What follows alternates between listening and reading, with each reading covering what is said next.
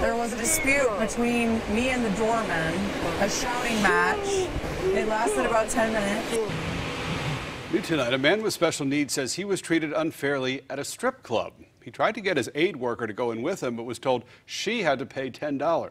But the club owner is telling a very different story tonight. Anchor John-Carlos Estrada has the details. It was supposed to be a fun night for Seth Taylor at Emerald City Gentlemen's Club, but that good time never entered the door. We arrived here around 9:30 at night.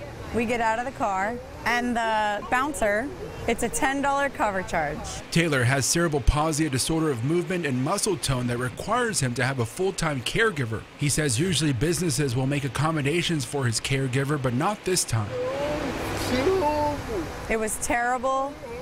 They should be more considerate about disabled individuals.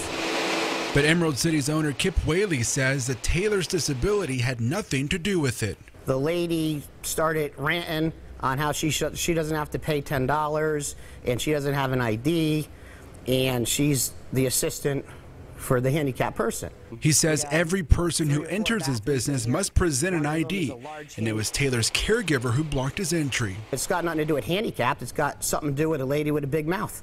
That's it. Wink News spoke to a local Americans Disability Act advocate who says it's up to private businesses if they like to make accommodations for disabled patrons and their caregivers. While a $10 charge isn't much, for Taylor, it was his pride that took the hit.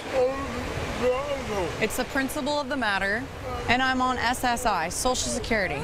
Every dollar counts. Well, I think that gentleman should possibly get a better caretaker because of her, he didn't have a good night. On the Night Beat, John-Carlos Estrada, Wink News Now.